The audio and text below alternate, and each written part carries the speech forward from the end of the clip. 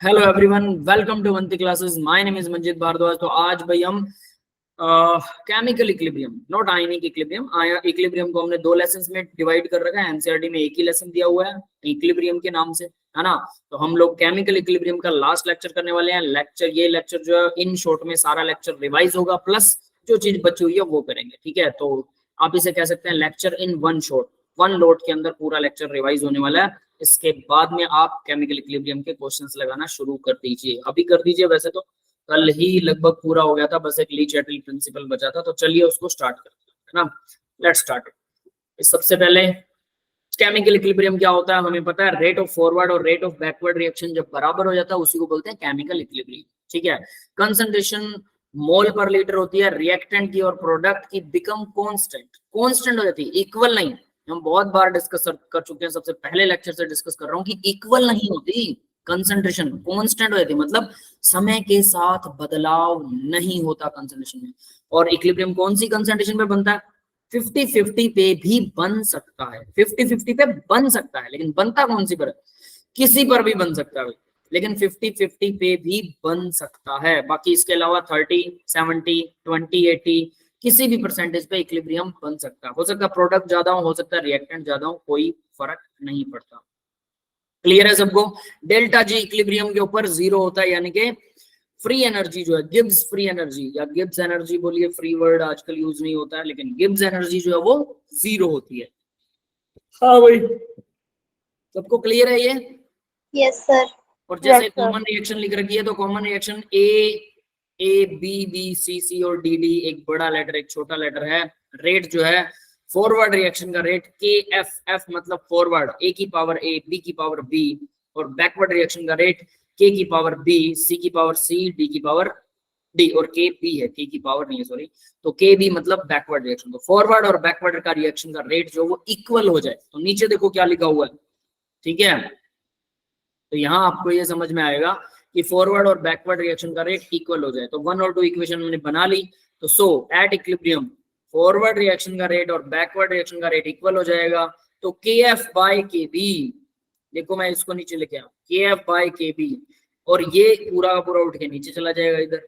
तो सी की power product raise to their power of concentration divide by reactant raise to their power of concentration, इन दोनों का divide जो है वो फॉरवर्ड बाय बैकवर्ड होता है। और इसी के एफ बाय के बी को ही हम के सी बोलते हैं, equilibrium constant in term of concentration. अगर ये कंसंट्रेशन की टर्म में, अगर वो प्रेशर की टर्म में हो तो वो केपी हो जाता है। यस, क्लियर है सबको?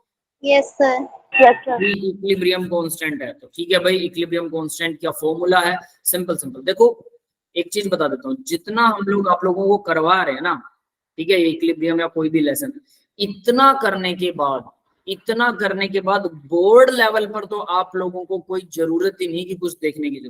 बोर्ड लेवल तो आपका यहीं से क्लियर होता है, सारे फॉर्मूला सब कुछ अंदर आ जाता है बोर्ड लेवल पर, सारी डेफिनेशंस आ जाती है। बोर्ड लेवल से बाहर हम कुछ ना कुछ एक्स्ट्रा करवाते हैं, याद रख लेना। तो अगर इतना भी कर लेते तो बहुत कुछ बेटर है ना।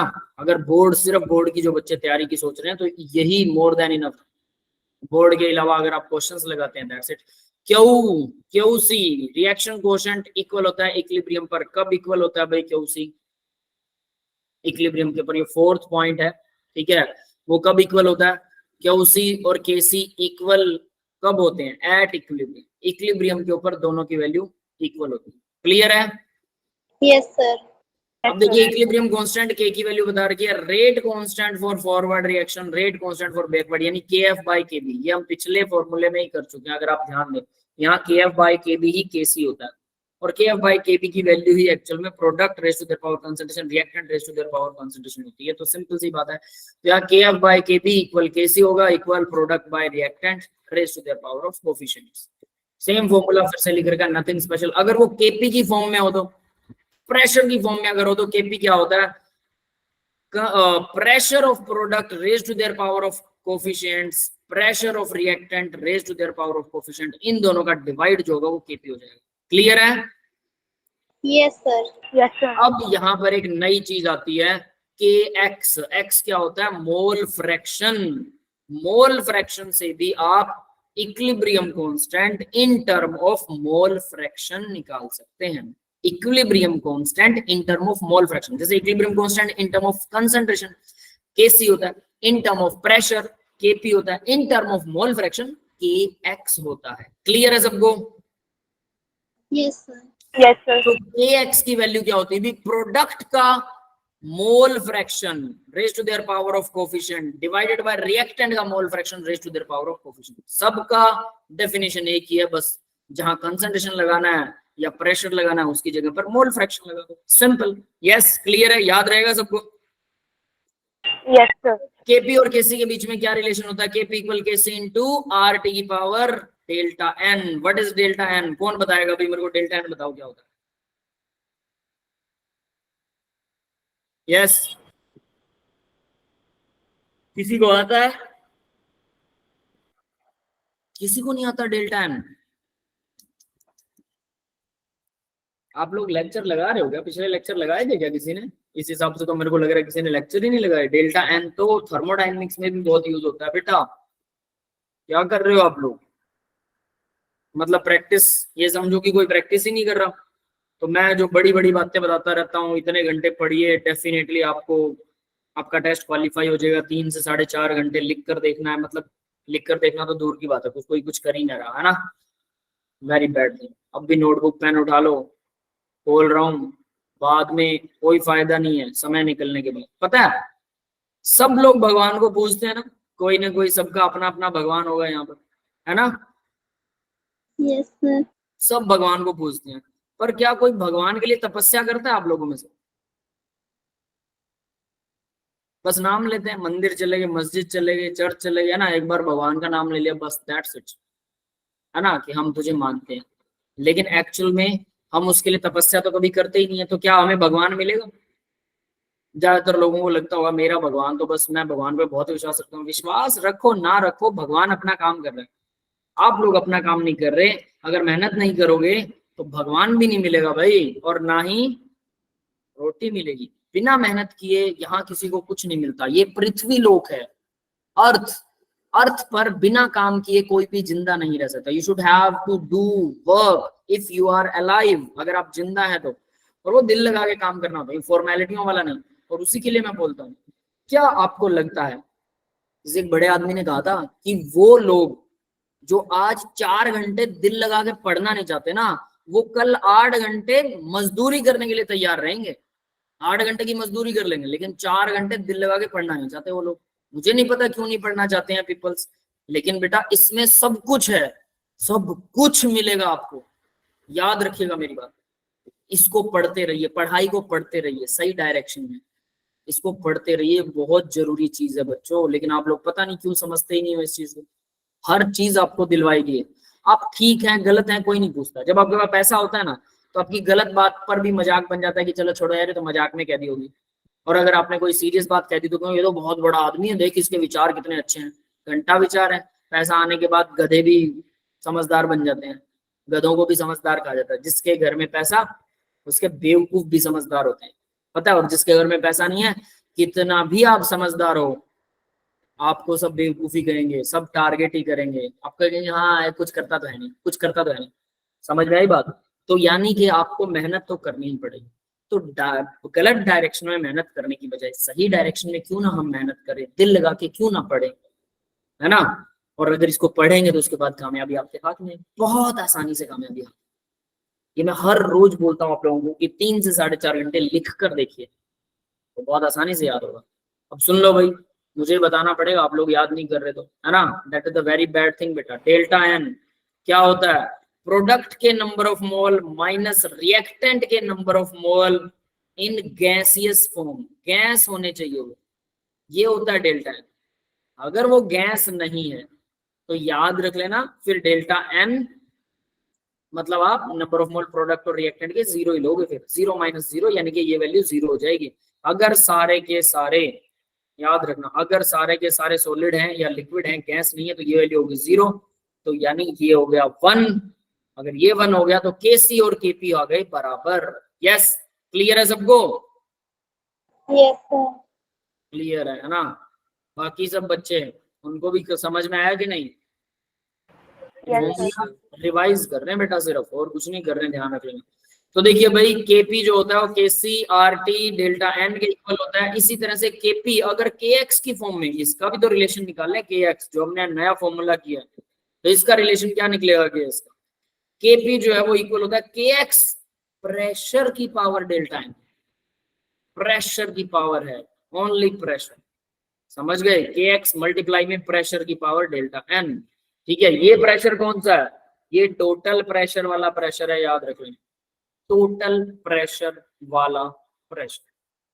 ठीक है, अटपटा सा लगता है ना टोटल प्रेशर वाला प्रेशर, बट ये वही है। आगे बढ़ते हैं। ठीक है, अब देखिए भाई यहाँ पर एंथैल्पी ऑफ रिएक्शन निकालने के लिए delta H enthalpy of reaction के फॉर्म में एक फॉर्मूला दे रखा है। ठीक है, जो K1 और K2 की बेस पर है, यानी कि अगर आपको इक्विलिब्रियम कांस्टेंट Kc दिया जाता है टेम्परेचर 1 पर और Kc दिया जाता है टेम्परेचर 2 पर, तो ये Kc1 और ये Kc2 लगा लीजिए। टेम्परेचर अलग अलग, हमें पता है टेम्परेचर बदलने पर इक्विलिब्रियम कांस्टेंट बदल जाता है। डेफिनेटली टेम्परेचर बदल देंगे, सेम रिएक्शन रखेंगे, लेकिन इक्विलिब्रियम कांस्टेंट बदल जाएगा। मतलब प्रोडक्ट और रिएक्टेंट की कंसंट्रेशन जो मान लीजिए कि उन्होंने 40-60 के ऊपर इक्विलिब्रियम एस्टेब्लिश किया, हो सकता है वो 40-60 की जगह पर 30-70 हो जाए, है ना, कम हो जाए या ज्यादा हो जाए टेम्परेचर बढ़ाने पर। ये बात समझ में आ रही है? तो केसी बदल गया, रिएक्शन सेम थी पर केसी बदल गया क्योंकि टेम्परेचर बदल दिया। तो टेम्परेचर बदलने पर केसी बदलने के बाद क्या आप इससे कुछ फाइंड आउट कर सकते हैं? Yes, we can find out the delta H. हम डेल्टा एच फाइंड आउट कर सकते हैं इससे। अगर डेल्टा एच पता है, Kc1 पता है, T1 T2 पता है, तो Kc2 निकाल सकते हैं, है ना। टेम्परेचर चेंज करने पर Kc2 कितना आएगा, बस आपको रिएक्शन की एंथैल्पी पता होनी चाहिए। तो यहाँ पर उसी का रिलेशन इन्होंने दे रखा है, तो ध्यान से देखिए जरा वो रिलेशन क्या है। log K2 by K1 equal होता है डेल्टा एच 2.303 R डिवाइड में है 1 by T1 minus 1 by T2, that is delta H enthalpy of the reaction. H जो है वो एंथैल्पी ऑफ रिएक्शन, तो इससे हम log K2 by K1 का डिवाइड जो है वो delta H 2.303 R 1 by T1 minus 1 by T2, ये वॉन हॉफ इक्वेशन है, ये यूज होगी, याद रखेंगे। क्लियर है सबको? Yes sir. इसके बेस पर न्यूमेरिकल सॉल्व करना, तब जाके याद होगी, ऐसे नहीं याद होने वाली। न्यूमेरिकल करना बेटा, जरूर करना। Relation between the equilibrium constant and standard free energy change, तो ये हम पहले से जानते हैं, अभी डेल्टा जी जो है वो 2.303 RT log के होता है, या फिर RT नेचुरल लॉग के डायरेक्टली लिख सकते हैं। 2.303 को गायब कर दो, नेगेटिव RT नेचुरल लॉग के। ये फॉर्मूला थर्मो में भी आ चुका है और इक्विलिब्रियम में भी आता है, equilibrium constant and standard free energy. तो स्टैंडर्ड फ्री एनर्जी और इक्विलिब्रियम कांस्टेंट में क्या रिलेशन? ये रहा के इक्विलिब्रियम कांस्टेंट, ये रही फ्री एनर्जी, और इन दोनों का रिलेशन ये रहा फॉर्मूले में। यस, क्लियर है सबको? Yes sir. ठीक है, तो अब देखते हैं नेक्स्ट पेज। रिएक्शन कोशेंट क्या होता है भाई? Value of expression reaction quotient QC और केसी बराबर होते हैं जब इक्विलिब्रियम होता है और इक्विलिब्रियम से पहले। जो इक्विलिब्रियम से पहले या इक्विलिब्रियम के बाद, मतलब इक्विलिब्रियम से ऊपर भी वैल्यू बढ़ जाए केसी की या नीचे रह जाए, जो भी है, तो अगर हम product raise to their power of coefficient, reactant raise to their power of coefficient को इक्विलिब्रियम वैल्यू आने से पहले या फिर वैल्यू को पार करने के बाद में अगर उसकी वैल्यू निकालते हैं, उसको बोलते हैं क्यूसी, रिएक्शन कोशेंट। पता है ना सबको? ये भी जस्ट फॉर्मूला है, जस्ट रिवीजन, और ये सारे फॉर्मूला एक जगह पर आ रहे हैं। हाँ भाई, क्लियर है? Yes sir. अल्फा हमने कल ही किया था। What is alpha? Fraction of molecule dissociated out of 1 मोल, यानी कि पर यूनिटी एक में से कितने मॉलिक्यूल टूट गए। तो यानी जो मॉलिक्यूल टूटे हैं, dissociated molecule divide by total molecule, multiply में 1 होता है, दैट इज अल्फा। तो मल्टीप्लाई में 1 होता है, वो 1 को ना भी दिखाओगे, यानी कि dissociated by total molecule, that is alpha. Clear है भाई सबको अल्फा? Yes sir. ये अल्फा बहुत काम आने वाला है +2 के अंदर, यहाँ पर इस लेसन में काम आएगा, लेकिन +2 में भी बहुत काम आएगा। इसको ऊपर न्यूमेरिकल जो कर सकते हैं वो करना। अल्फा को अगर 100 से मल्टीप्लाई कर दें तो भाई वो परसेंट बन जाती है, तो परसेंट डिसोसिएशन जो है अल्फा × 100, यहाँ से इसको समझना आसान होता है। 1 में से कितना, जैसे परसेंट का मतलब 100 में से कितना। अब बात आती है भाई ये टॉपिक का हमारा जो रह गया था, ठीक है, ली Chatelier principal, external factor affecting equilibrium. Equilibrium को कौन कौन से फैक्टर हैं जो अफेक्ट करते हैं, तो उसके ऊपर जो भी अफेक्शंस हैं, उसके जो अफेक्ट करते हैं, उन सब अफेक्शंस को हमने एक जगह पर लिखा और ली चैटली ने उसके ऊपर एक प्रिंसिपल दिया। ठीक है, क्या है वो प्रिंसिपल? ली चैटली प्रिंसिपल। उसको ध्यान से पढ़ेंगे और ध्यान से आप सभी ध्यान से कीजिएगा, ठीक है, कोई क्वेश्चन अराइज होता है तो जरूर पूछना, दिमाग लगाना, दिमाग दौड़ाना। If a system at equilibrium is subjected to a disturbance, अगर सिस्टम इक्विलिब्रियम का आप डिस्टर्ब करोगे, हिला दोगे उसको, गड़बड़ कर दोगे, और स्ट्रेस, उस पर दबाव डालोगे, that changes any of the factor that determine the state of equilibrium, कोई भी अगर फैक्टर बदल जाता है जो इक्विलिब्रियम को डिफाइन करता है, तो क्या होगा? The system will react in such a way that to minimize the effect of the disturbance. तो सिस्टम क्या करेगा? उस इफेक्ट को मिनिमम करने की कोशिश करेगा। सीधी साफ बात, अगर आप टेम्परेचर बदलोगे, प्रेशर बदलोगे, कंसंट्रेशन बदल दोगे, वॉल्यूम बदल दोगे, कुछ भी बदलोगे, तो वो इक्विलिब्रियम को अफेक्ट करेगा, और इक्विलिब्रियम दोबारा से एस्टेब्लिश हो जाएगा तो वो अपने अंदर कुछ ना कुछ चेंज करेगा, यानी इक्विलिब्रियम अब बदल जाएगा, ताकि उसका जो आपने बाहर से प्रेशर वेशर डाला है गैस का या किसी और चीज का, या फिर कंसंट्रेशन बदल दिया, वॉल्यूम बदल दिया, तो वो उसका चेंज मिनिमल हो जाए। वो अब इफेक्ट तो होगा डेफिनेटली इक्विलिब्रियम, तो उसकी कंसंट्रेशन इफेक्ट हो जाएगी, केसी की वैल्यू इफेक्ट हो जाएगी। यस, क्लियर है सबको? Yes, sir. Le Chatelier principle क्या कहता है? That is the definition of Le Chatelier principle. तो अब देखते हैं भाई फिर इसमें होता क्या है। बड़े काम की चीज है, बहुत आसान है लेकिन बहुत काम की चीज है। जैसे effect of concentration, if the concentration of reactant is increased at equilibrium, equilibrium में है, ऊपर मैंने इक्वेशन दे रखी है N2 + 3H2, बैलेंस्ड होनी चाहिए इक्वेशन। सबसे पहली बात याद रख लेना, हमेशा बैलेंस्ड इक्वेशन ही यूज होती है केमिस्ट्री में, अनबैलेंस्ड कभी यूज ही नहीं होती, कहीं पे भी अनबैलेंस्ड यूज नहीं होती। अनबैलेंस्ड रफली किसी को शक्ल दिखा रहे हो ऐसे हो जाता है तो ठीक है, कर लो, कोई बात नहीं, लेकिन अगर आप मैथमेटिकली कुछ भी निकाल रहे हो, कुछ भी सॉल्व कर रहे हो मैथमेटिकली, रिएक्शन हमेशा बैलेंस्ड यूज होगी। क्लियर है बेटा? Yes sir. तो यहाँ N2 और 3H2 जो है वो अमोनिया बनाते हैं, 2 अमोनिया बनता है यहाँ से।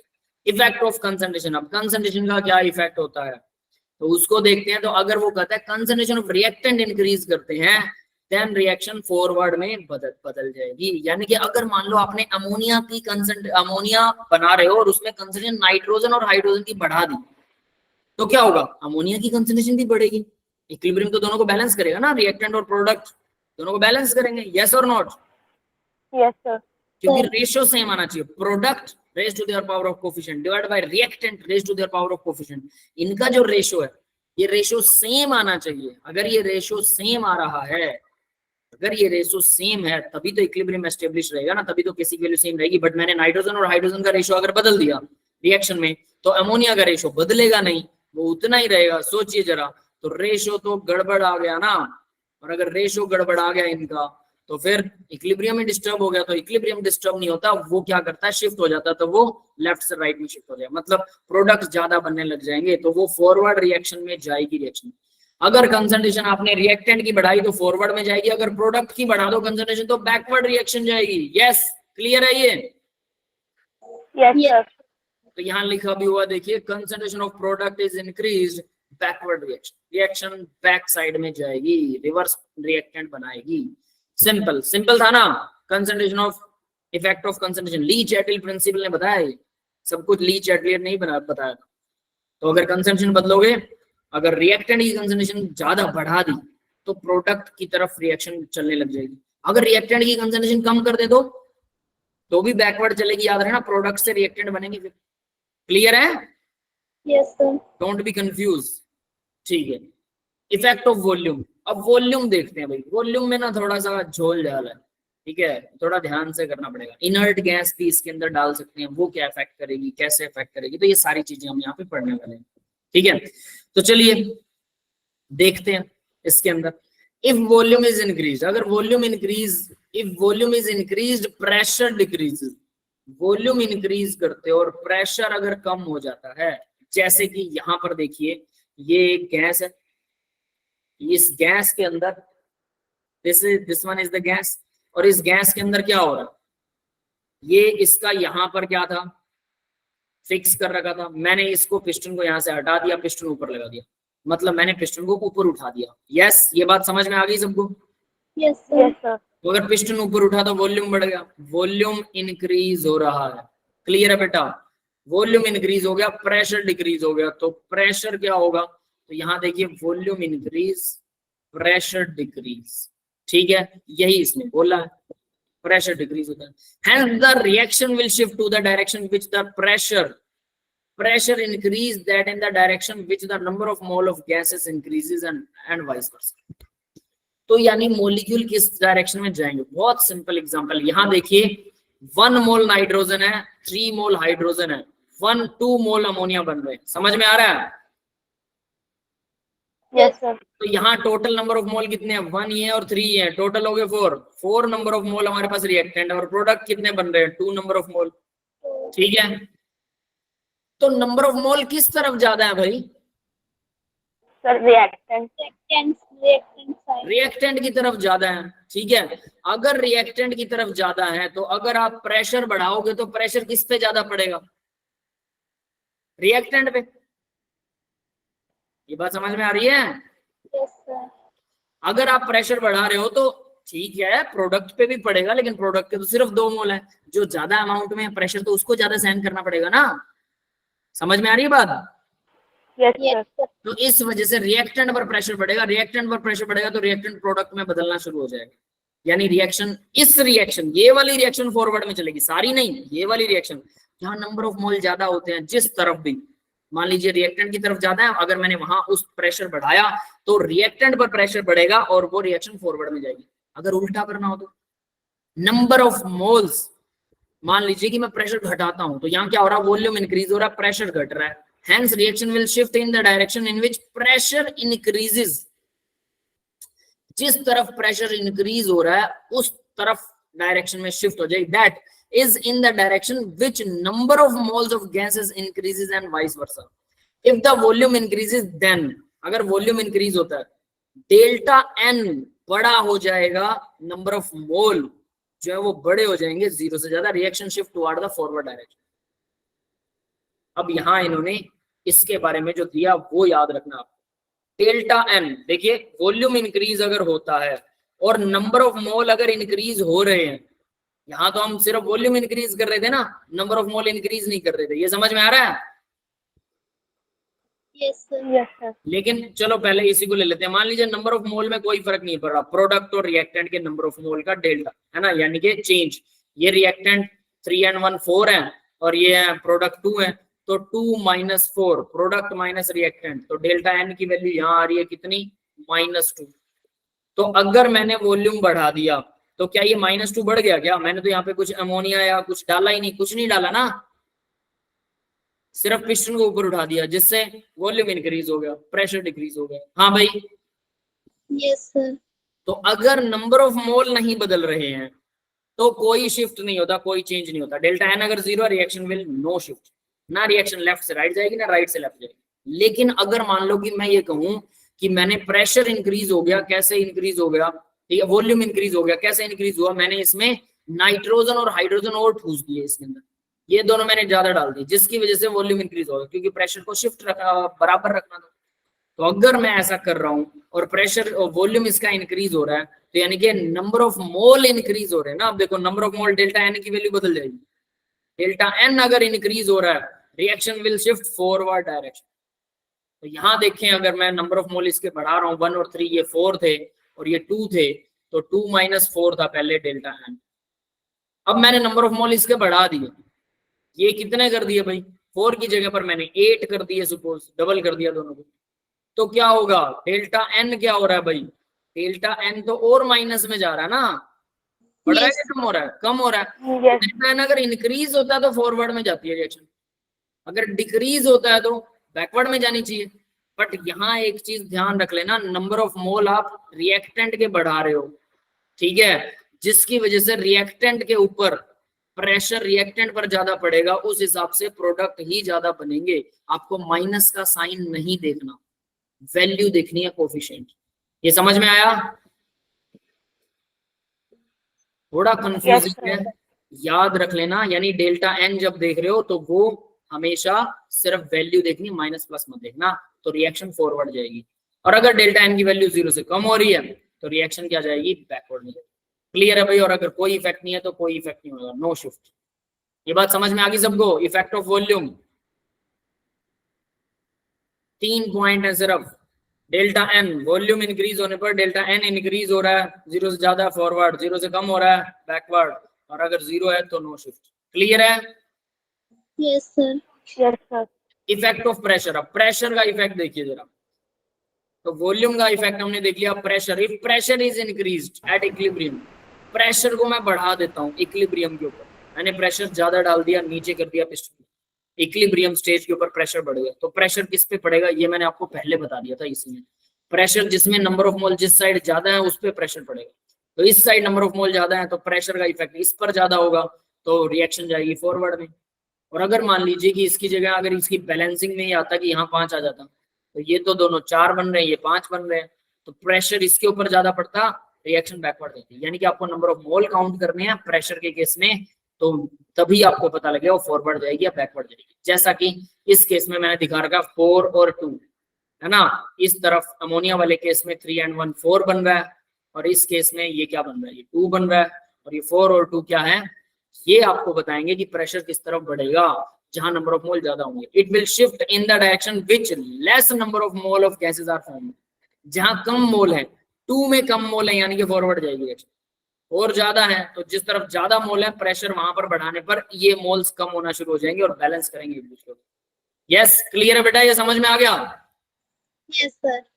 तो ये Yes, तो sir. सिर्फ प्रेशर बढ़ाया था।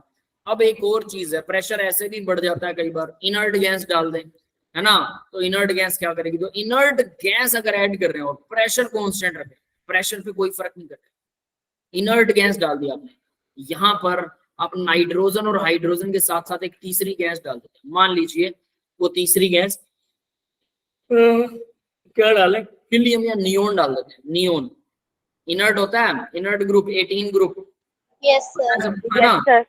हाँ, तो नियोन डाल देते हैं हम, तो ये कुछ रिएक्शन तो करेगी नहीं जल्दी से, तो इसका मतलब नियोन डालने पर और थोड़ा सा वॉल्यूम इंक्रीज कर देते हैं ताकि प्रेशर कांस्टेंट रहे, तो प्रेशर कांस्टेंट रखने पर क्या होता है, अगर डेल्टा एन की वैल्यू 0 से ज्यादा बढ़ जाती है फॉरवर्ड में, कम होती है बैकवर्ड में, बराबर 0 रहती है तो नो शिफ्ट। यानी if gas inert gas is added to them maintain the pressure constant, volume increases, hence the equilibrium shift in the direction in which large number of mole of gas are formed, जहां पर ज्यादा number of mole of gas बनते हैं उस direction में reaction shift हो जाती है, large number of moles are formed, उल्टा होगा।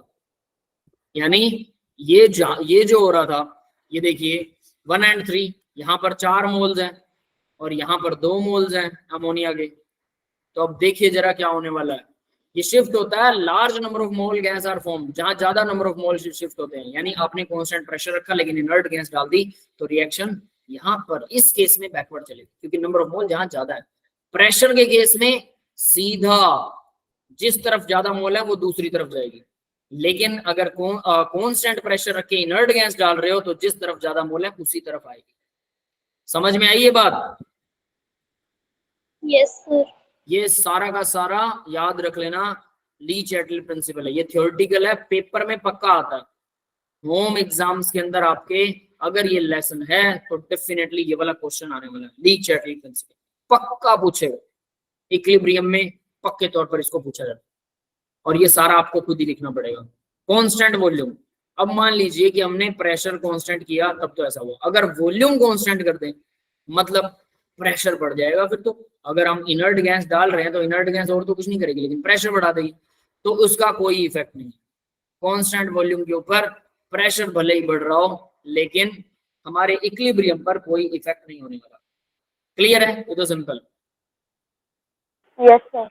है ना, याद करना है ये सारा डाटा ध्यान से, गड़बड़ मत करना इसके अंदर कुछ भी, everything must be learn to you, सब कुछ आपको याद होना चाहिए ली चैटल प्रिंसिपल का। ठीक है, आगे देखते हैं बेटा, इफेक्ट ऑफ टेम्परेचर। अब टेम्परेचर का इफेक्ट पढ़ते हैं। टेम्परेचर के इफेक्ट से क्या होता है, वैसे तो इक्विलिब्रियम कांस्टेंट ही बदल जाता है, सीधी सी बात है, equilibrium constant is only dependent on temperature, वो सिर्फ टेम्परेचर पे डिपेंड करता है, तो केसी की वैल्यू ही बदल जाएगी या केपी की वैल्यू बदल जाएगी तो वो तो रहेगा ही नहीं, तो फिर होता क्या है उसकी वजह से, केसी बदल जाएगा ये पक्की बात है, लेकिन कैसे कैसे क्या क्या फैक्टर्स हैं, क्या क्या इफेक्ट होते हैं वो पढ़ते हैं। एंडोथर्मिक रिएक्शन, एंडोथर्मिक क्या होती है भाई, जिसको कराने के लिए हीट देनी पड़ती है, हमें हीट देनी पड़ती है, ठीक है, यानी डेल्टा एच पॉजिटिव होता है। देखो मैंने लिखा हुआ है enthalpy of reaction positive, positive मतलब हम दे रहे हैं एनर्जी, तो जिस रिएक्शन को हम एनर्जी दे रहे हैं डेल्टा एच की वैल्यू उसकी 0 से ज्यादा होती है, मतलब पॉजिटिव होगी तो 0 से ज्यादा, मतलब हम दे रहे हैं। यस क्लियर है बेटा? Yes, sir. Yes, sir. अगर हम एनर्जी दे रहे हैं इसको, reaction value of the equilibrium constant increases, यानी कि रिएक्शन फॉरवर्ड में जाएगी, इक्विलिब्रियम कांस्टेंट इंक्रीज हो रहा है, मतलब प्रोडक्ट की वैल्यू इंक्रीज हो रही है, रिएक्टेंट की कम हो रही है। रिएक्टेंट डिवाइड में होते हैं, प्रोडक्ट ऊपर होते हैं, तो भाई कांस्टेंट केसी की वैल्यू तभी बढ़ेगी जब प्रोडक्ट की वैल्यू बढ़ेगी। फॉर्मूला याद है ना? Yes, sir.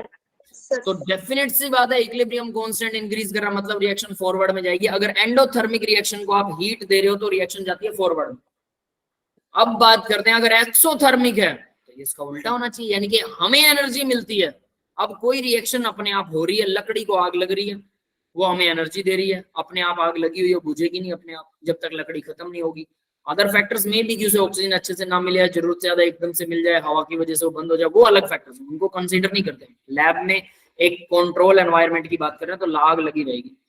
तो अगर ऐसा होता है डेल्टा एच की वैल्यू नेगेटिव होती है, मतलब हमें एनर्जी मिल रही है और मैं उस आग में और एनर्जी दे रहा हूं, तो इक्विलिब्रियम कांस्टेंट बैकवर्ड जाता है, मतलब रिएक्टेंट से प्रोडक्ट बनता है, तो उस आग के बढ़ने के बुझने के चांसेस। समझ गए?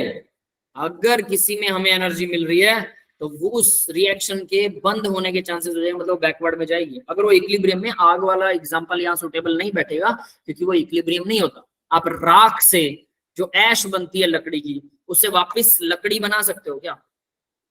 No, sir. नहीं बनेगी ना, तो मतलब वो बैकवर्ड रिएक्शन में वो इरिवर्सिबल प्रोसेस है, वो नहीं जाएगी, तो वहां इक्विलिब्रियम भी एस्टेब्लिश नहीं होता। रिवर्सिबल प्रोसेस में ही हमेशा इक्विलिब्रियम एस्टेब्लिश होता है।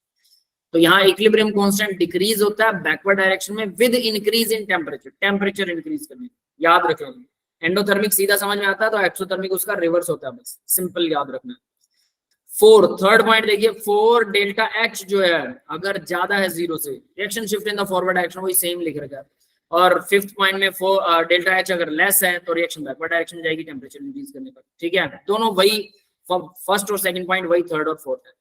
If next देखिए fifth point, if the concentration of reactant increases, ये वाला concentration of reactant increases in equilibrium then reaction shift forward, ये पहले ही आ चुका है।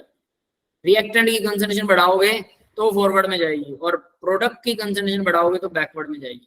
ये हम सबसे शुरू में कर चुके हैं, याद है? Effect Yes, sir. ये वही है, तो इसलिए उसको मार्क ही नहीं लगा रखा। तो यही 2 पॉइंट है जिनको बार बार रिपीट कर रखा है इसने, और कुछ नहीं किया होगा स्लाइड। नेक्स्ट देखिए भाई, next is thermodynamics of equilibrium के अंदर डेल्टा जी की वैल्यू। तो डेल्टा जी क्या होता है? Delta G note plus 2.303 RT log QC. QC मतलब जब इक्विलिब्रियम में नहीं है रिएक्शन, और जब इक्विलिब्रियम में होती है तो डेल्टा जी की वैल्यू 0 हो जाती है। तो डेल्टा जी मैंने यहाँ पर देखिए 0 पुट कर दिया इक्विलिब्रियम पर। डेल्टा जी नोट यानी स्टैंडर्ड स्टेट में डेल्टा जी की वैल्यू प्लस 2.303 RT log केसी, log क्यूसी की जगह केसी लिख दो क्योंकि इक्विलिब्रियम केसी होता है। क्लियर है? ये फॉर्मूला हम पहले भी कर चुके हैं, Yes, sir. है ना? ठीक है, अब वॉन हॉफ इक्वेशन, यही इक्वेशन मैं बता रहा था, देखिए वो क्या थी, log K2 by K1 delta H divide by 2.303 R 1 by T1 minus 1 by T2, ये इक्वेशन थी। अब इस इक्वेशन को इन्होंने थोड़ा सा घुमा के लिख दिया, K1 by K2 जो पीछे लिखी हुई थी वो K2 by K1 में थी, और यहाँ पर है K1 by K2 delta H 1 by T2 minus 1 by T1, और यहाँ पर 1 by T1 minus 1 by T2। मतलब इन दोनों को पलट देते हो तो ये दोनों पलट जाते हैं। और इसको करके देखिएगा, आपको खुद समझ में आएगा। लोग का इतना कि तो मैंने करवा रखा है, नहीं भी करते हैं कोई बात नहीं, सीधा कोई भी फॉर्मूला याद कर लो, दोनों सेम ही। यस क्लियर है बेटा? Yes, sir. ठीक है, तो that's all for the today's lecture. आज के लेक्चर में इतना ही था। अब मैं आप लोगों को ना कुछ एनसीईआरटी क्वेश्चंस करवाने में, ठीक है, क्योंकि मुझे पता है आप लोगों ने तो एनसीईआरटी क्वेश्चन करने नहीं है ना? पक्की बात है ये? कोई कर रहा है एनसीईआरटी? मुझे नहीं लगता। कौन कौन कर रहे हैं? जो कर रहे हैं बहुत बढ़िया बात है, very good, appreciate to everyone. अब मुझे एनसीईआरटी की बुक्स कहाँ से मिलेंगी? मैंने लैपटॉप बदल दिया था भाई, मेरे लैपटॉप टूट गया था, मैंने आपको बताया था ना। Thermodynamics previous question, state of matter, solid, redox previous, equilibrium, sir Bitly link से दे। हाँ बिटली लिंक से मिल जाएगी, यस गुड आइडिया। ठीक है मैं डाउनलोड करता हूँ बेटा, फिर मुझे 2 मिनट दो, है ना। इसको यहाँ से कैंसिल, बिटली लिंक को ओपन करता हूँ, ठीक है। चलो भाई बिटली लिंक से ओपन करके उसको डाउनलोड करता हूँ।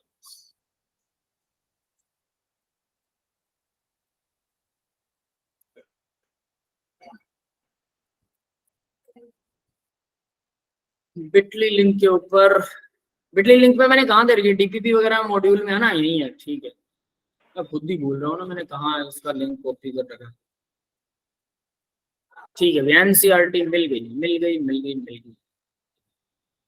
चलो आज ड्राइव का फायदा हो गया ना, मेरे को लगा था कि मैंने सारा मटेरियल ना कॉपी पेस्ट कर लिया है, बट मैंने किया था, फिर ये कैसे रह गया भाई, how it can be possible. Sir क्या होता है सर, जवानी सर जैसे जैसे हम बूढ़े होते जाते हैं याददाश्त कमजोर होती जाती है।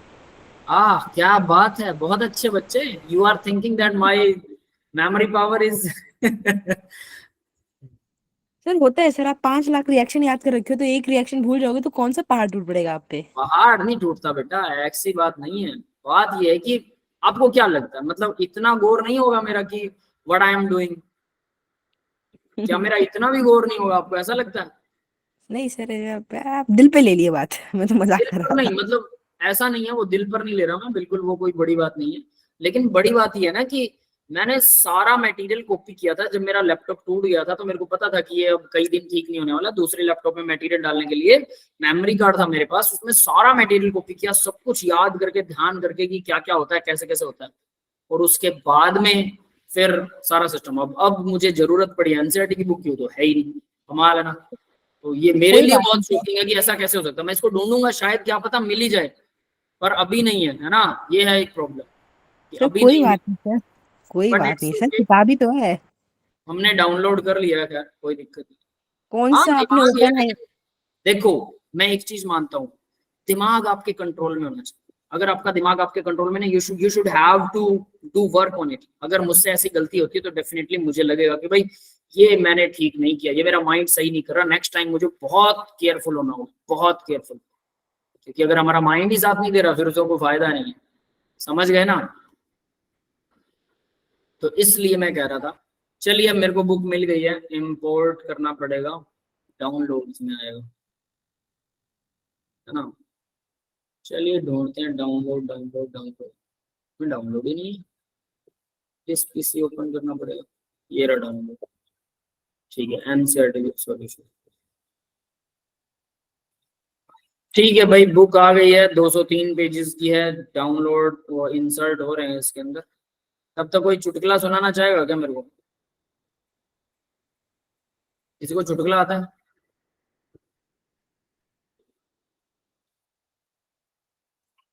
हाँ भाई किसी को नहीं आता, हमारे बच्चे चुटकुला भी नहीं आता, चुटकुला भी नहीं आता उनको ना, तो कहानी सुना दो। मैं सर अभी कहानी, देखो और मैं कहानी सुनने के लिए बहुत उत्साहित रहता हूँ, कोई कहानी सुना दो। लो बुक भी डाउनलोड होगी, वो अपलोड होगी, कहानी बंद, अब काम चालू है ना।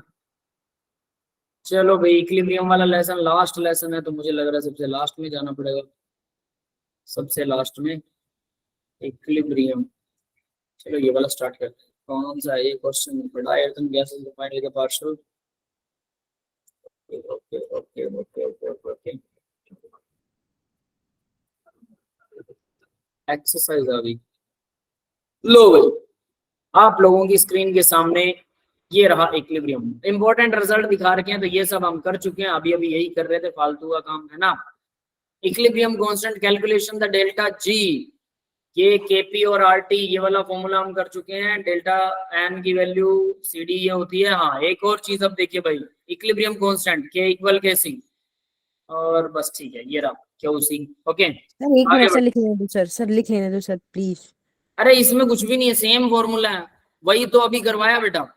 अच्छा तो रहने दो लिखने को, हाँ रहने दो लिखने को या फिर लिख दूं? अभी आप मैंने बताओ। लेक्चर में वही चीज करवाई थी, अभी इसको लिखने की जरूरत नहीं है, जो अलग होगा तो मैं बताऊंगा, ठीक है। अच्छा ठीक है, आप बता देना क्या लिख रहा है आपकी। क्यू सी जो है वो ग्रेटर देन के सी लेस देन के सी होता है, फॉरवर्ड जाती बैकवर्ड जाती, यही कर रहे थे। आर टी वाला ये वाला फॉर्मूला भी कर लिया हमने, ठीक है, ये वाला भी कर लिया हमने। फिर उसके बाद एक ये फॉर्मूला है, ये आपके थर्मो में आ गया था वैसे तो, बट एटलीस्ट इसको दोबारा रिवाइज करना पड़ा। Delta G equal negative N F E, N is the number of mole, F Faraday constant, E naught जो है वो क्या होता है, ई सेल। हाँ भाई ई सेल आपके नहीं आया होगा, +1 में हो ना अभी, नेक्स्ट लेक्चर के अंदर, नेक्स्ट लेसन के अंदर ई सेल आता है। तो ये फॉर्मूला जरूर नोट कर लीजिए, ये थर्मो के अंदर भी यूज होता है, डायरेक्ट यूज होता है, ये यूजेबल फॉर्मूला है, ठीक है। बट क्योंकि ये अभी आपका लेसन नहीं आया तो इसलिए मैंने इसको टच नहीं किया था, बट यहाँ यूज होने वाला है। कर लिया अभी नोट सबने, delta G equal negative N F E, Yes, sir. Negative N मतलब number of mole, N F, F क्या होता है, फैराडे कांस्टेंट होता है, वैल्यू क्या होती है फैराडे कांस्टेंट की, वो भी आपको बताएंगे, ठीक है। 2 वैल्यूज होती हैं, एक अप्रोक्सीमेशन होता है। फर्दर 96,500 होती है, वैसे इसकी वैल्यू बता देता हूँ, 96,500। आगे ई नोट सेल क्या होता है, जो सेल होता है ना आपका घड़ी का सेल, या किसी भी चीज में जो सेल डलता है, आपके रिस्ट वॉच में सेल डलता Yes, है, sir. या फिर दीवार घड़ी में या रिमोट में सेल डलता है, वो जो सेल होते हैं ये वही वाला सेल है। और इसका ई नोट का मतलब है इसका सेल पोटेंशियल, सेल पोटेंशियल मतलब वो जो वोल्टेज लिखी होती है ना सेल के पीछे, Yes, sir. 1 पॉइंट आपका वो कितना होता है, 1.5 वोल्ट का होता है जनरली, जो एक सेल होता है पेंसिल सेल, है ना, वो 1.5 जो है ना वो यही होता है, ई नोट सेल ही होता है। ई नोट सेल का मतलब स्टैंडर्ड स्टेट में सेल का सेल पोटेंशियल, और अगर ई सेल है तो मतलब स्टैंडर्ड के अलावा किसी भी अदर कंडीशन में, स्टैंडर्ड स्टेट का मतलब है 1 मोलैरिटी की कंसंट्रेशन होनी चाहिए, 1 उसके अलावा 1 एटमॉस्फेरिक प्रेशर होना चाहिए, और टेम्परेचर 25 डिग्री सेल्सियस होना चाहिए, ठीक है। तो ये 25 को केल्विन में बदलना, हमेशा टेम्परेचर केल्विन में लेना, याद रख लेना। तो ये सारी कंडीशंस हो तो उस टाइम पर जो सेल का पोटेंशियल काउंट होता है उन कंडीशंस में, उसको स्टैंडर्ड कंडीशन बोलते हैं, और उसको बोलते हैं ई नोट सेल, वो उस पोटेंशियल को ई नोट सेल बोलते हैं। यस क्लियर है, सबको समझ में आ रहा है? Yes, sir. Yes, sir. ठीक है। अब वो ई सेल की वैल्यू क्या होती है, तो भाई ये +2 का फॉर्मूला है, वैसे बता देता हूँ, ठीक है। ई सेल जो होता है 2.303 RT divide by NF log KC, log KC equilibrium constant की टर्म में ई सेल का फॉर्मूला ये होता है। +2 के अंदर इलेक्ट्रोकेमिस्ट्री के अंदर ये फॉर्मूला आता है, ठीक है। लेकिन आपके +1 में ही यहाँ पर ये ई सेल को ऐसे यूज करते हैं। अब ये वो दिक्कत है, ये वो तकलीफ है जिसमें आपको टीचर की जरूरत होती है। अगर आप पढ़ रहे हैं और पढ़ते पढ़ते अचानक से एक फॉर्मूला देखते हैं और ये कौन सी चीज आ गई, क्या बला आ गई, तो शायद आपको ये समझ में नहीं आएगा, क्योंकि जो +2 में यूज होता है, बट इन्होंने यहाँ +1 में इसको डाल रखा है, तो इसका थोड़ा सा डिस्क्रिप्शन कहीं ना कहीं लेसन में देना चाहिए, बट ये लोग डिस्क्रिप्शन नहीं देते हैं, सीधा लिख देते हैं। तब बच्चों को लगता है कि साइंस मुश्किल है। साइंस मुश्किल नहीं, अगर हर चीज को वहीं पर डिफाइन करें थोड़ा सा, जैसे मैंने डिफाइन किया कि ई नोट सेल क्या होता है, तो वोल्टेज ऑफ सेल निकालनी है भाई, स्टैंडर्ड स्टेट में निकाल रहे हो 2.303 RT divide by NF, F Faraday constant है, N नंबर ऑफ इलेक्ट्रॉन्स है, number of moles of electrons, यानी कोई भी सेल जो है उसके अंदर केमिकल रिएक्शन होती है, केमिकल रिएक्शन में ट्रांसफर ऑफ इलेक्ट्रॉन होता है, ट्रांसफर ऑफ इलेक्ट्रॉन के जो नंबर ऑफ मोल्स हैं कि कितने इलेक्ट्रॉन्स ट्रांसफर हुए ड्यूरिंग द केमिकल रिएक्शन, वो है N। यस N समझ में आ गया सबको? हाँ बेटा, Sir, एक बार दोबारा. Yes. N is the number of electrons जो ट्रांसफर होते हैं। देखो भाई, आपका जो सेल काम करता है, ठीक है, जो घड़ी का सेल काम करता है, उसमें केमिकल रिएक्शन होती है। केमिकल रिएक्शन के ड्यूरिंग डेफिनेटली कुछ इलेक्ट्रॉन्स इधर से उधर जाते हैं, लेफ्ट राइट होते हैं। इलेक्ट्रॉन्स का जो लेफ्ट राइट होना है उसी को हम बोलते हैं केमिकल रिएक्शंस। अगर न्यूक्लियस के प्रोटॉन इधर उधर हो जाएं, भटक जाएं, तो एटम बदल जाता है, वो होती है न्यूक्लियर रिएक्शन। यस क्लियर है सबको? Yes, sir. तो केमिकल रिएक्शन में इलेक्ट्रॉन पार्टिसिपेट करते हैं, इलेक्ट्रॉन इधर उधर होते हैं, तो भाई कुछ रिएक्शंस होती है जिसमें इलेक्ट्रॉन्स का नंबर बिल्कुल सही तरीके पर बदलता है और हमें दिखाई भी देता है। कुछ रिएक्शंस में इलेक्ट्रॉन्स बस अपनी पोजीशनें बदलते हैं लेकिन उसका नंबर लेफ्ट राइट नहीं होता, ठीक है, वो उसी एटम में रहते हैं। तो ऐसी रिएक्शंस को नॉन ऑक्सीडेशन रिडक्शन वाली, नॉन रिडॉक्स रिएक्शन बोलते हैं, और जिनमें इलेक्ट्रॉन इधर उधर चले जाते हैं उनको बोलते हैं रिडॉक्स रिएक्शन। ये हम नेक्स्ट लेसन में करेंगे, 8वें लेसन में, रिडॉक्स, रिडक्शन और ऑक्सीडेशन। तो रिडॉक्स रिएक्शंस में इलेक्ट्रॉन लेफ्ट टू राइट जाते हैं, तो ऐसी केमिकल रिएक्शन है जिसमें इलेक्ट्रॉन एक एटम को छोड़ के दूसरे एटम में परमानेंटली शिफ्ट हो जाते हैं। उन रिएक्शंस का यूज हम इलेक्ट्रॉन्स के फ्लो के लिए कर सकते हैं, और इलेक्ट्रॉन का फ्लो कहलाता है electricity. Flow of electron is called electricity. Yes, you know it very well, पता है सबको? Yes, sir. Yes. तो रीडॉक्स रिएक्शंस के थ्रू इलेक्ट्रॉन्स का फ्लो करवाया जा सकता है। तो हम रीडॉक्स रिएक्शंस में इलेक्ट्रॉन का फ्लो करवाते हैं और इलेक्ट्रॉन का फ्लो हो रहा है तो मतलब इलेक्ट्रिसिटी का फ्लो हो रहा है, सीधी सी बात है ना। तो भाई यहाँ पर भी ऐसा ही कुछ है, इलेक्ट्रिसिटी का फ्लो इलेक्ट्रॉन के फ्लो से होता है। तो जो जितने number of mole of electron वहां पर किसी केमिकल रिएक्शन में फ्लो हुए, जिसकी वजह से इलेक्ट्रिसिटी प्रोड्यूस हुई, जिसकी वजह से वोल्टेज प्रोड्यूस हुआ, वही है एन। समझ में आ गया? N Yes. Number of mole of electron है, सीधी सी बात है, ठीक है, number of mole of electron. F Faraday constant है 96,500 इसकी वैल्यू है, ठीक है। और उसके अलावा केसी है log केसी, ठीक है, ये तो इक्विलिब्रियम कांस्टेंट होता है। That is the formula 2.303 divided by NF log KC E naught 7, ठीक है भाई। अब बात आती है ली चैटल प्रिंसिपल की। अभी अभी हमने डिस्कस किया कि ली चैटल प्रिंसिपल क्या है। इक्विलिब्रियम में अगर कोई भी चेंज आता है तो इक्विलिब्रियम अपने आप को उस चेंज के अकॉर्डिंग शिफ्ट कर लेता है फॉरवर्ड या बैकवर्ड रिएक्शन में, तो वो चेंज को न्यूट्रलाइज करने की कोशिश करता है। इसी को बोलते हैं Le Chatelier principle. Acid base theory. अब आर्नियस एसिड क्या होता है, आर्नियस ब्रोंस्टेड बेस क्या होता है, ये थ्योरी दिखा रखी है भाई। ये थ्योरी आएगी आयनिक इक्विलिब्रियम में, आयनिक इक्विलिब्रियम में, तो इसको वहीं करेंगे। यस, क्लियर है सबको? Yes sir. इसको अभी हम नहीं करने वाले हैं, तो इसको फिलहाल के लिए छोड़ सकते हो आप, ठीक है। आर्नियस बेस क्या होता है, ब्रोंस्टेड बेस लेविस क्या है। आयनिक प्रोडक्ट भी उसी का पार्ट है, ठीक है, ये नेक्स्ट लेसन के अंदर ही आएगा आयनिक प्रोडक्ट, ठीक है, जो आयनिक इक्विलिब्रियम के अंदर मिक्सचर ऑफ एसिड बेस का रिजल्टेंट क्या होता है, N1, ये मोलैरिटी, ये सब उसी का पार्ट है, ठीक है। नेक्स्ट देखिए पीके, ये भी पीएच की वैल्यू कैसे देखते हैं, के ए क्या होता है, के डब्ल्यू क्या होता है, ये सब आयनिक इक्विलिब्रियम का पार्ट है। आयनिक इक्विलिब्रियम थोड़ा सा टफर है, मैंने आपको पहले बताया था। K A C alpha square 1 minus alpha C alpha square क्या होता है, वो भी वहीं आएगा। हाइड्रोलाइसिस ऑफ साल्ट, ये भी वहीं पे आएगा। H इक्वल के W by K B C, ये सब वहीं आने वाले, ये सारे फॉर्मूले वहां आने वाले। देखो हमारे वाले लेसन में देखो फॉर्मूला ही नहीं है, ध्यान दो, तो देखो कितने सारे फॉर्मूले दिख रहा है ना। पीएच 7 इफ पीके बराबर है, कम है, छोटा है, pH less than 7, more than 7, ये सारे फॉर्मूले हम वहां करेंगे। डिग्री ऑफ हाइड्रोलाइसिस H के डब्ल्यू बाई के भी होता है, ठीक है भाई, समझ में आ गया? Yes, sir. Copper Yes, solution sir. क्या होता है वो भी वहीं करेंगे। कॉमन आयन इफेक्ट क्या होता है वो भी वहीं करने वाले हैं, ठीक है। कॉमन आयन इफेक्ट भी बहुत इंपॉर्टेंट है। सोल्युबिलिटी प्रोडक्ट, तो सबसे पहले अभी अब बात करते हैं, यहाँ एनसीईआरटी में सारे सेम दे रखे हैं। अब मैं एनसीईआरटी क्वेश्चंस दिखा देता हूँ आपको कि टोटल कितने क्वेश्चंस हैं एनसीईआरटी के अंदर।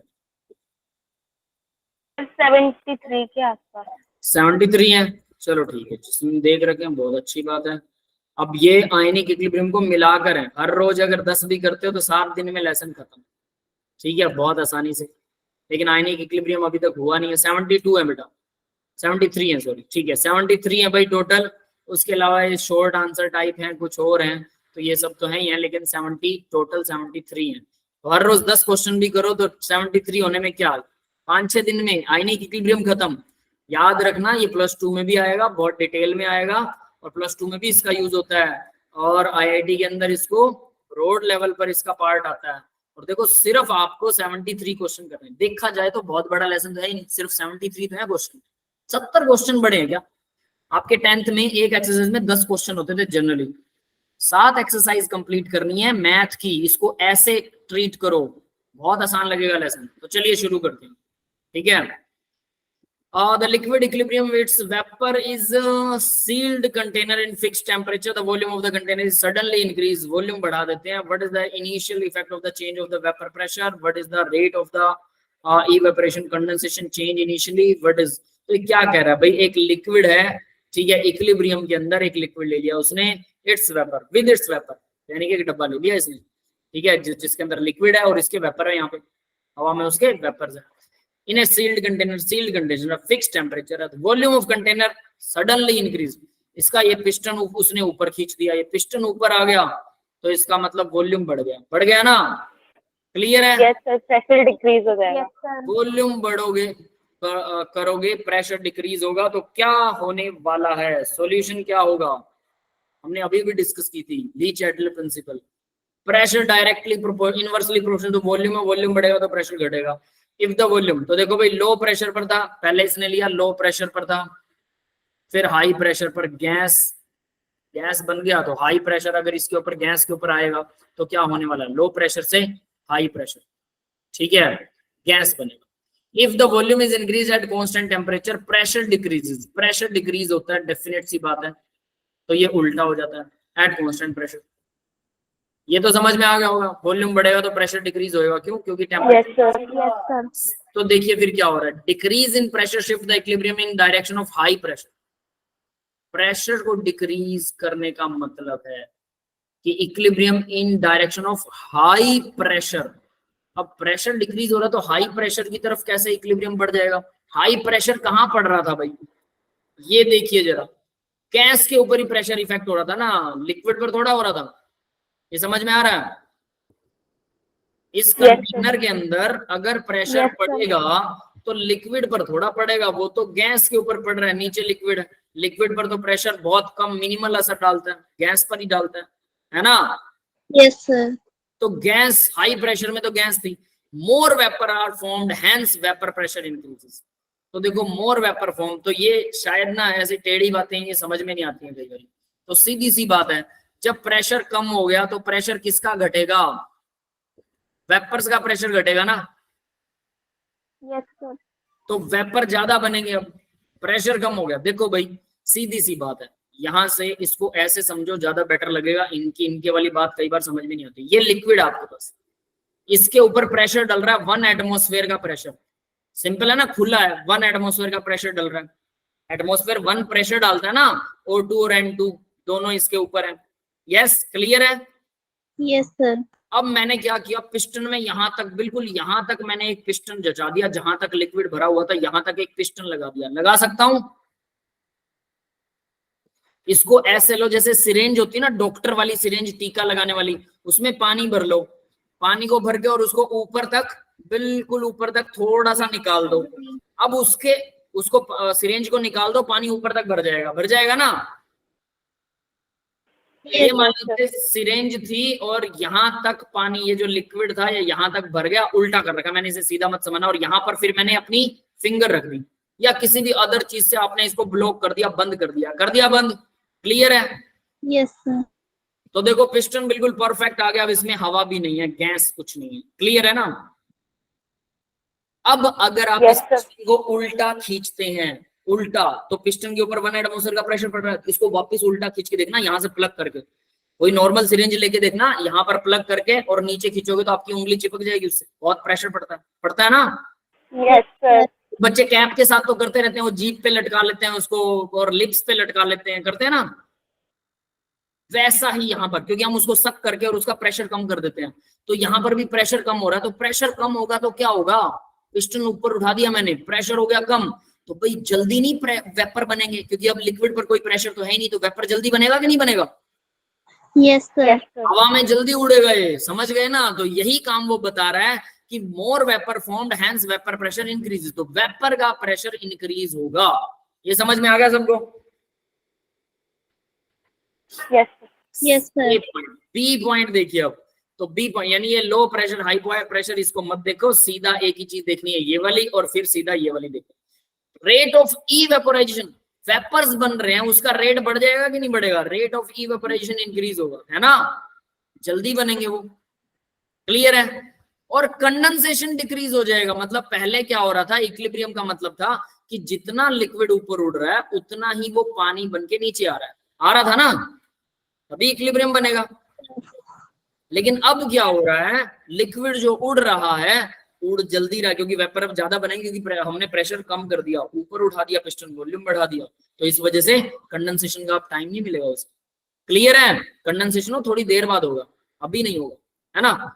तो रेट ऑफ इवेपोराइजेशन इंक्रीज हो जाएगा, कंडेंसेशन डिक्रीज हो जाएगा कुछ टाइम के लिए, for some time, after that दोनों का रेट बराबर हो जाएगा। फॉर सम टाइम, यहां पर मैं लिख भी रहा हूं, फॉर सम टाइम, कुछ समय के लिए।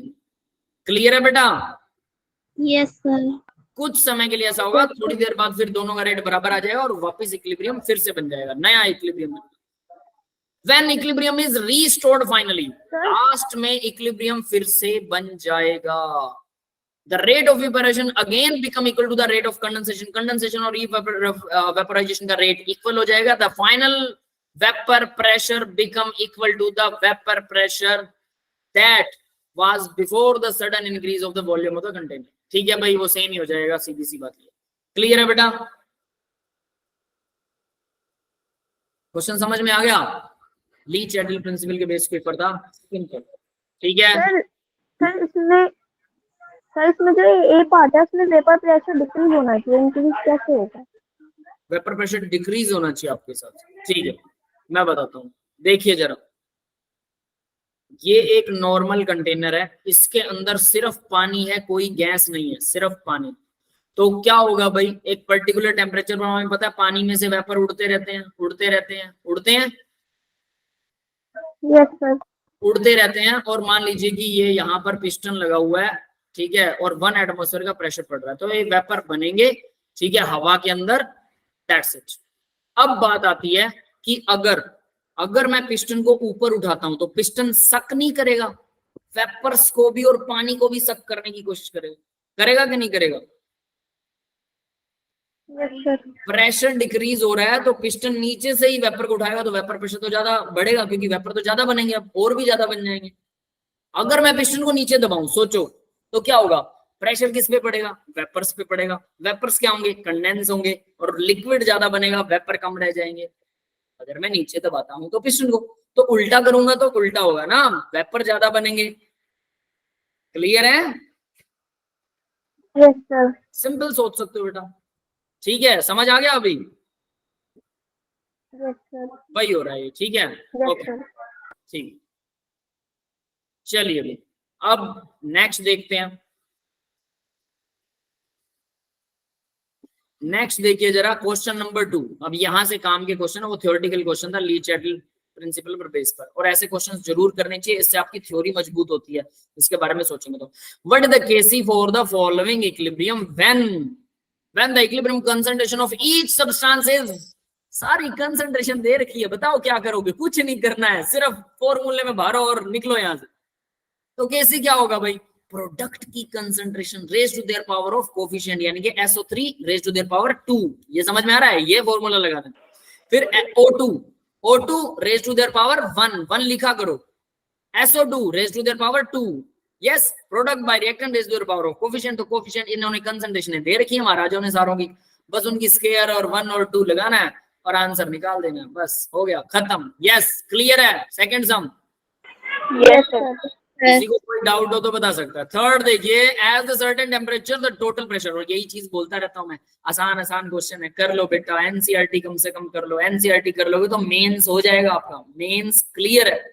एनसीईआरटी फिंगर टिप्स पे तो मेंस के क्वेश्चन क्लियर है, कोई 1-2 क्वेश्चन अटकेंगे, उसकी थोड़ी सी प्रैक्टिस करते वो क्लियर है। और जिसने मेंस अच्छे से दोबारा से मेंस के क्वेश्चंस की प्रैक्टिस कर ली, फिर उसका एडवांस क्लियर है। बताओ कितना आसान काम है, कुछ भी नहीं। एनसीईआरटी तो बच्चों का खेल है, और जो बच्चे नीट की तैयारी कर रहे हैं उनको तो सिर्फ एनसीईआरटी करवाया जाता है, पता है, और आराम से डॉक्टर बन के बैठ जाते हैं, और आप लोग अपनी प्रैक्टिस नहीं करते टाइम पर। बहुत आसान है बेटा, लेकिन अगर सोचो मैं 70 के 70 डेली 10 क्वेश्चन कराऊंगा, टाइम बहुत लगेगा, आपके लेक्चर्स बढ़ जाएंगे, इतना टाइम हमारे पास होता नहीं, इतना टाइम आप लोग हमें नहीं देते। सबसे बड़ी प्रॉब्लम कि अगर मैं कहूँ कि 2 घंटे लेक्चर लगा लें, आप लोग 2 घंटे में सो जाओगे, आधे बच्चे तो खर्राटे ले रहे होंगे, है ना।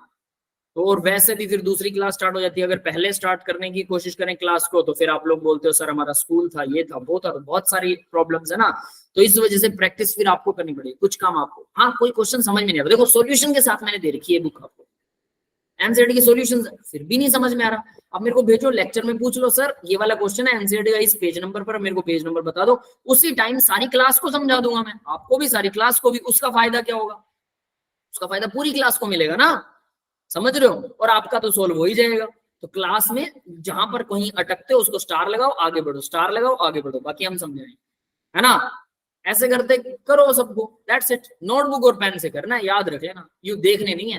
एट अ सर्टेन टेम्परेचर, कोई टेम्परेचर फिक्स होता है, हमें पता है केसी में इसको बदल दिया तो वन ऑफ इक्वेशन लगेगी। टोटल प्रेशर, ये प्रेशर बता दिया, टोटल प्रेशर है, टोटल, ठीक है, आयोडीन वेपर का 40%, total pressure of 10⁵ pascal, iodine vapor contains 40% by volume of iodine atom। Iodine atoms का जो वॉल्यूम है उसका 40% उसके वेपर्स हैं। क्लियर है भाई? आयोडीन एटम्स का वॉल्यूम का 40% उसके वेपर्स हैं। तो ये आयोडीन है गैस में, ये आयोडीन है गैस में, और ये आयोडीन अकेला है, आयोडीन का एटम है और ये आयोडीन की गैस है। क्लियर है? सबको समझ में आ रहा है? Yes, sir. Yes, sir. Calculate the KP, KP निकालना है, सीधी सी बात है, हमें पता होना चाहिए कि केपी के लिए क्या, pressure of iodine gas, pressure of iodine atoms gas, iodine atom के गैस का pressure raise to the power of coefficient, pressure of this one. तो इनका प्रेशर पता होना चाहिए। प्रेशर तो उसने टोटल दिया है, लेकिन उसने 40% भी कुछ दे रखा है, टोटल का 40% निकाल लो, खत्म बात।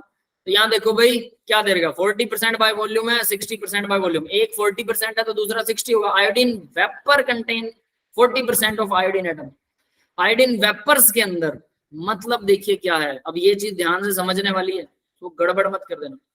आपके पास में आयोडीन है गैस फॉर्म में, I2 गैस है, ठीक है, I2 ये गैस है, I2 के साथ I भी है, I एटम भी है।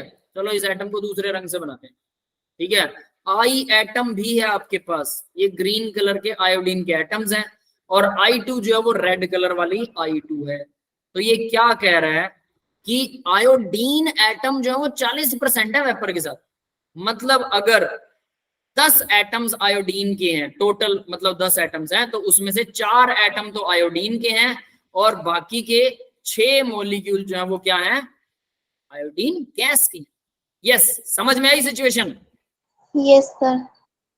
ठीक है, तो पहली बात तो ये। अब देखो इसका क्या, टोटल प्रेशर अपने को दे रखा है उसने, टोटल प्रेशर कितना है, 10⁵ है, तो 40% कितना होगा, 40% बोले तो आयोडीन एटम्स का प्रेशर, आयोडीन एटम का प्रेशर ये आ गया। 60% कितना होगा, ये आ गया आयोडीन गैस का प्रेशर। तो देखो भाई आयोडीन गैस का प्रेशर आ गया, आयोडीन एटम का प्रेशर आ गया, ये रहा आयोडीन एटम, है ना, partial pressure of iodine atom, similarly partial pressure of iodine molecule I2। दोनों का अलग अलग प्रेशर पता लग गया, इक्वेशन आपको पता है, product raise to their power of coefficient divided by reactant raise to their power of coefficient, यही होता है केपी। तो केपी आ गया, P1 P2, ये दोनों का डिवाइड, इसका स्क्वायर हो जाएगा, इसका 1 हो जाएगा, आ गया केपी। हाँ भाई, क्लियर है? Yes, sir. Yes, sir. कुछ नहीं किया, बस इसने ना सीधा दोनों का अलग अलग प्रेशर देने की बजाय दोनों का इकट्ठा प्रेशर दे दिया और बता दिया एक 40% एक 60% है। तो 40 और 60 इकट्ठे टोटल में से निकाल लो, अपने आप दोनों का सामने आ जाएगा, है ना, आसान है। Yes, sir. आगे देखिए, फोर्थ क्वेश्चन देखते हैं, right the expression for the equilibrium constant Kc for the each of the following reaction. सबके लिए कितना आसान क्वेश्चन, Kc बताना है, सभी रिएक्शनें दे रखी है, इसका Kc क्या होगा भाई, प्रोडक्ट पावर 2 लगेगी, इसकी पावर 1 लगेगी, Cl2 का 2 मत लगा देना, यहाँ 1 है, ये देखना होता है, क्लियर है ना। Yes, Yes, sir. sir. Divide by reactant, इसकी पावर 2 लगेगी, बस। तो नीचे देखो, नीचे देखो, नीचे, यही है, क्लियर है। Yes, sir. Yes, next sir. Reaction के लिए देखो बेटा, इसकी पावर 1, इसकी पावर 4, इसकी पावर 2, डिवाइड में इसकी पावर 2, है ना। इसको लिखा नहीं क्या, कहां गया भाई, सेकंड वाली, अच्छा इसमें एक झोल झाल है, ठीक है, ध्यान दीजिए, सॉलिड्स का इक्विलिब्रियम तो लेना ही नहीं होता, गैसेस का इक्विलिब्रियम, ये सॉलिड, ये सॉलिड, ये गैस है और ये गैस है। तो देखो भाई, ये गैस, इसकी पावर 4 और इसकी पावर 1, डिवाइड में क्या आएगा, डिवाइड में इधर तो कोई गैस ही नहीं है, बात ही खत्म, ये लो सीधा आ गया, है ना, Yes. समझ में आ गया। तो ये थोड़ा सा आप कह सकते हैं कि ये इंपॉर्टेंट वाला सा क्वेश्चन है, तो मैं इसको मार्क कर रहा हूँ थोड़ा बेटरली, ताकि आप इसे जरूर करें। नेक्स्ट देखिए, फिर नेक्स्ट क्या कहता है, नेक्स्ट के अंदर देखिए, ये एक्वस है, ये लिक्विड है, ये एक्वस है, ये लिक्विड, कोई दिक्कत नहीं है, सारे एक्वस लिक्विड है, सॉलिड नहीं है कोई भी, तो सबका इक्विलिब्रियम होगा। इसकी पावर 1, इसकी पावर 1, इसकी पावर 1, इसकी पावर 1, सबकी पावर 1 है, सबको सीधा सीधा लिख दो, पावर 1 Kc आ गया, आ गया, क्लियर है। Yes, sir. Yes, sir. वाले में ये सॉलिड बन रहा है, प्रोडक्ट सॉलिड बन रहा है, मतलब इसको 1 लेंगे, सभी सॉलिड्स की कंसंट्रेशन 1 ली जाती है, सीधी सी बात। तो Kc ये आ गया प्रोडक्ट 1, रिएक्टेंट क्या आ रहा है भाई, ये 3 है और ये 1 है, ये ऊपर 3 लगा हुआ ये नहीं देखना, ये साइड में जो 1 लगा हुआ ये देखना, क्लियर है ना, और ये 3, Yes, sir. तो इसकी पावर 1 और इसकी पावर 3, बस बात खत्म। बिकॉज ये सॉलिड है तो इसके लिए 1 आएगा, ये इसने दे भी रखा है, ठीक है। तो इसको भी हम मार्क लगा रहे हैं, ये भी याद रखिएगा, क्योंकि ये ऐसी चीजें हैं जो बच्चे स्लिप कर जाते हैं शुरू में जब वो न्यूमेरिकल सॉल्व करने लगते हैं। नेक्स्ट देखिए, 5वां क्वेश्चन है भाई, I2 सॉलिड है, 5F2 है, IF5 बनेगा, बाकी किसी के बारे में इसने बताया नहीं है, हमें ये पता है फ्लोरीन गैस होती है, इस बात में कोई डाउट नहीं है, सॉलिड को तो लेना ही नहीं है। तो IF5 इसकी पावर 2 और F2 इसकी पावर 5, बिकॉज ये सॉलिड है, ठीक है, क्लियर है बेटा। Yes, sir. Yes, sir. तो यहाँ देखो Kc show the ratio the product of concentration reactant product को raise to their power of equilibrium, वही स्टोइकियोमेट्रिक कोएफिशिएंट ये इसने स्टार लगा के वो दिखा रखा था, है ना, बल्ब जगा रखा था। क्वेश्चन नंबर 5 देखिए अब जरा, क्वेश्चन नंबर 5, ठीक है, कितना टाइम हो गया भाई, अगला क्वेश्चन हो सकता है क्या, देखें, यस सर। कर सकते हैं, चलो ठीक है ना। चलिए तो फिर एक क्वेश्चन और अटेम्प्ट करेंगे। Find out the value of KC for the each of the following equilibria from the value of KP. देखो केपी से केसी निकालना है, कितना आसान क्वेश्चन है। केपी और किसी का रिलेशन बताना चाहिए, ये लिखा हुआ है, ये बल्ब जगा रखा है इन्होंने, ये लिखा हुआ है रिलेशन। केपी क्या होता है, केसी आरटी की पावर डेल्टा एन है। डेल्टा एन क्या है, गैसेस फॉर्म में प्रोडक्ट माइनस गैसेस फॉर्म में रिएक्टेंट के नंबर ऑफ मोल।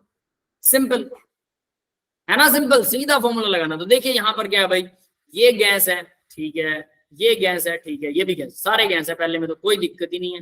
तो भाई क्या केपी उसने क्या दे रखा, केपी की वैल्यू दे रखी है, तो केपी को इक्वल कर दो, इस वैल्यू को इक्वल कर देंगे, किसके इक्वल करेंगे, केसी के। केसी तो हमें निकालना है, आर की वैल्यू हमें पता होती है, टी की वैल्यू टेम्परेचर दे रखा है उसने 500 गैलन, ये रहा, यही है, ठीक है। तो टी भी दे रखा है। डेल्टा एन क्या लिखूं भैया मैं, प्रोडक्ट के नंबर ऑफ मोल कितने हैं, 1 इसका 2 इसके हैं, कितने हो गए 3, माइनस रिएक्टेंट के number of mole gas form में, गैस होने चाहिए सारे 2, 3 - 2 यानी कि 1 आ गया, बस बात खत्म। इक्वल टू दिस, आर और टी की वैल्यू भरो, केसी की वैल्यू निकाल लो, इसको इसके नीचे ले जाओ, ठीक है, समझ में आ गया। Yes sir. Yes sir. Simple है ना। तो यहाँ पर ये देखिए इन्होंने डेल्टा एन जी दिखा रखा है, ये product minus reactant, simple simple वही, केसी की वैल्यू फिर इसके डिवाइड में ये निकालेंगे। नेक्स्ट वाले में देखो ये सॉलिड है, ये भी सॉलिड है, सिर्फ ये है गैस। भाई केसी आर टी की पावर डेल्टा एन की वैल्यू क्या आएगी, ये 1 ही है, तो प्रोडक्ट की वैल्यू 1 है, रिएक्टेंट कोई है ही नहीं, तो बात खत्म। ये भी आर टी की पावर 1 ही आएगा, वो भी आर टी की पावर 1 आ रहा है, यानी कि आर टी से मल्टीप्लाई कर दो केसी को केपी की वैल्यू के अंदर, सीधा वही सेम फॉर्मूला ये वाला लग सकता है, ठीक है, क्लियर है सबको। Yes sir. कैलकुलेशन खुद कर सकते हो ना, मुझे लगता है कैलकुलेशन आसानी से कर सकते हो आप लोग, लेकिन वो जब तक हाथ से पेन से करोगे नहीं, तब तक जितना जल्दी आपको कोई चीज आती है उतना जल्दी भूल जाते हैं। जब उस पर टाइम लगाते हैं तो दिमाग में ना मसल मेमोरी बोलते हैं, आपकी मसल्स में वो याददाश्त रह जाती है, मसल मेमोरी, अपने आप वो चीज चले। जैसे हर रोज अगर आप एक ही रास्ते से घर जाते हो, ठीक है, मेट्रो से आते हो या स्कूल से आप पैदल आते हो, तो मसल मेमोरी, आप कुछ और सोच रहे हो लेकिन अपने आप घर पहुंच जाते हो, आप रास्ता देखते ही नहीं, इसको बोलते हैं मसल मेमोरी। हमारी मसल मेमोरी जब तक इंक्रीज नहीं होती ना, मतलब कुछ और सोचते सोचते भी हम क्वेश्चन सॉल्व कर दें, इतने क्वेश्चन सॉल्व कर लो, ये है power of practice. Got it guys? Yes sir. Yes sir. तो उतनी करनी है बेटा सब, ठीक है। तो देखिए जरा 6th question, for the following equilibrium Kc की वैल्यू दे रखी है 6.6 एंड फलाना धिमकड़ा एट 1000 केल्विन, ठीक है। अब वो कहता है एक इक्वेशन देखिए, NO3 NO2 सारी गैस है, ठीक है। Both the forward and reverse reaction of the equilibrium are elementary bimolecular reaction. अब इसका मतलब जरा ध्यान देना, एलिमेंट्री है मतलब एक स्टेप में होती है, एलिमेंट्री एक ही स्टेप में हो रही है, बाइमोलिकुलर 2 मॉलिक्यूल्स आपस में जुड़ रहे हैं। तो देखिए ये क्या कह रहा है, मतलब NO2 एक मॉलिक्यूलर और एक मॉलिक्यूलर, बाइमोलिकुलर हो गई, और ये दोनों एक ही झटके से सीधा जुड़ेंगे और या जो भी होगा और NO3 बन जाएगा, ठीक है।